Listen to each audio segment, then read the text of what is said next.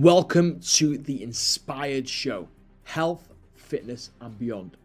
The show that helps you get healthier, fitter, stronger, and most importantly, the best version of yourself. Helping you overcome emotional eating, stress drinking, and helping improve your lifestyle in a manageable and sustainable way. Thank you all for your support.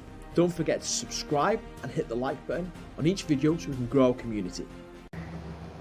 Hey team, and welcome to this week's episode of The Inspired Show, the show that is dedicated to helping you get healthier, fitter, and ultimately becoming the strongest version of yourself. In this week's episode, we're talking about what to do if you're not losing weight whilst calorie counting. This is a common obstacle that a lot of people do face. But before we delve into this week's topic, if you haven't subscribed to the page already, please hit that subscribe button. Don't forget, if you enjoy this episode, hit the like button, and any questions you've got in regards to this episode or your goals in general, please let me know down below and I'll do my utmost to give you a thorough answer to help you move forward in the right direction. Don't forget, in the caption section below, you can also join our free community where we'll help you work out your personalized calorie deficit, your personalized step target, plus a whole host of other free material. There's access to our startup guide, which covers everything to kickstart your journey, plus our social media handles as well, where we post every single day to help you become that best version of yourself. So into today's episode. If you're counting calories and you're not losing weight, this is definitely the episode for you. There's nothing more frustrating than trying to lose weight, seemingly doing all the right things, but not seeing the progress that we want. So we're going to delve into why this could be happening and what you can do to overcome it. Now, the first thing we need to understand is if we've not been consistently losing weight for any more than 2 weeks, then whatever we're doing right now, it is not a calorie deficit. Because if we were in a calorie deficit, we would be losing weight. The only exception to this is if you're building muscle and burning fat at the same time, but this is only relative to people that are brand new to lifting weights or coming back into weight after a very, very long time. So in this scenario, it is unlikely for a lot of people. So we're gonna go off the premise that you're not new to exercise, you're not a complete beginner, and you're not building muscle and burning fat at the same time. So what I would say is for anybody that is not losing weight for more than 2 weeks, then we need to go through this process. Now, if it's within the first couple of weeks of not seeing any weight loss, that's not uncommon because your weight is going to fluctuate up and down due to things like water retention, time of the month for the ladies, bowel movements, if you exercise really hard. That's why we want to give it at least 2 weeks to ensure we're not really in a calorie deficit and it's not just water fluctuations that we're seeing on the scales. Now, this is what I would do. I would go through a step-by-step process to figure out where we may be going wrong. And the most important thing when you're doing this step-by-step process is we're completely honest and transparent with ourselves. Because if we bury ourselves in the sand and we're not completely honest with ourselves, we're never going to be able to figure out where we may be going wrong. So the first thing to ask yourself is, over the past couple of weeks, the past month, however long you've not been losing weight whilst counting calories, is have you been counting your calories every single day? Because sometimes people will count the calories for maybe 60-70% of the week, but then they'll have the rest of the week where they don't count the calories. And what they're actually doing is they're only looking at the days that they count the calories, and then they're thinking they're not losing weight on that calorie amount. However, if we're not counting calories, it's quite easy to overconsume calories, bring us out of our deficit on average, and bring us back up to maintenance or into a slight surplus, which can then lead to weight gain. So the first question you ask yourself is, have you been counting your calories every single day? If the answer is yes, then we go into the next phase. If the answer is no, then one, we need to start counting our calories every single day. And two, figure out the reasons as to why we stopped counting our calories to begin with.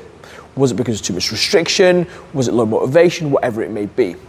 Now, if you have been counting your calories every single day and you've not been losing weight, after 2 weeks or more, then this is the next step of the process. When you've been counting your calories, have you been counting them accurately? So when we say accurate is, have you been measuring your foods out? I'm not just guesstimating.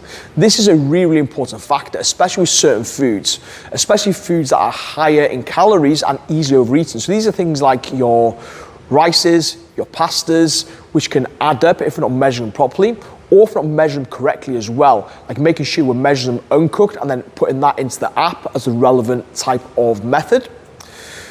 But things like butters, cooking oils, Sugars in teas and coffees, milk, condiments, how are we measuring these? More often than not, some people either forget to track them or they underestimate them. So that's what I'd be looking at, okay? Make sure you're calculating these properly.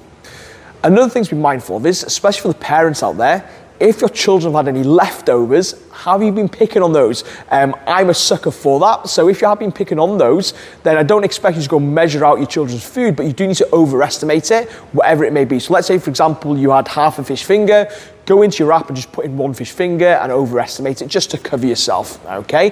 So that's the second thing we're gonna be looking at. Now, next when it comes to tracking is eating out, either in a restaurant or going over to a friend's house or a family member's house to have some food. This can be quite challenging for a lot of people. And when this happens, people often do one of a few things. One, they just don't track it because they don't know how to do it. Or two, they underestimate how much they're having. So when you're doing this, when you're eating out, what we need to be doing is saying, right, okay, we're eating out. How can we track this to the best of our ability? We're never going to be perfect, but what we can do is overestimate it. So let's say, for example, you're going down to your local curry house and you're going to enjoy a nice curry on a Saturday night. So you'd search the meals that you're going to be having. So let's say, for example, you have a chicken vindaloo. Search that into your tracking app, find the highest number that you can find, and then put 1.2 of a serving. You might have some special rice with that. Again, search takeaway special rice, find the highest serving, put in 1.2. You might have a naan bread, you might have the poppadom. Again, search those, put 1.2, and then you're overestimating it. So at least then you know that you're covering yourself when it comes to your calories. So that's what we're going to be looking at first and foremost. Now, lastly, we want to look out blowouts and binges, and this falls into the category of when we're not tracking properly. Now, we've all been there. We've had a blowout, we've had a binge, and it typically happens on the weekend. What a lot of people do not do is they do not track these blowouts and binges. And sometimes they can go into the thousands, which means it's going to take us out of calories. So first and foremost, we need to start tracking these because one, it brings awareness to us, but two, it allows us to identify patterns as to why this is happening. At least if you know where you are, you can understand what change you need to be made. So start tracking accurately, start tracking every day, start tracking your off days, blowouts and binges. Now, if you're having blowouts and binges on a regular basis and you're only able to track a third of the week, 2/3 of the week, but there are days when you go off track, then we need to identify the reason for that. Now, one of the most common reasons for that is because the calorie number you're aiming for is simply too low, which makes it unmanageable for you to stick to. It creates a lot of hunger, a lot of stress, a lot of overwhelm, and that's why you end up going off track. So it might be an idea for you to maybe recalculate what your calories should be. If you need help with that, again, join our free community, link is down below, or download our startup guide. There's a section in there that will help you work out your calories relevant to where you are right now. That's more manageable and not such a big deficit. Secondly, you also need to identify the habits, the behaviors, the environments that are also leading to these blowouts and binges as well. Is it when you're with a certain person? Is it in a certain situation? Is it how you're dealing with stress, boredom, so on and so forth? So if you identify those things alongside increasing your calories and nourishing your body, it'll be an absolute game changer for you. Now, let me know, team, in the comments, where do you feel you are going wrong right now? And what do you need to work on over the next week to get yourself back in track? Hopefully you found this episode helpful and informative. If you did, give it a big thumbs up. And if you've still not subscribed yet, hit that subscribe button. But guys, thank you so much for tuning in. It's been great chatting to you, and we'll see you again next week.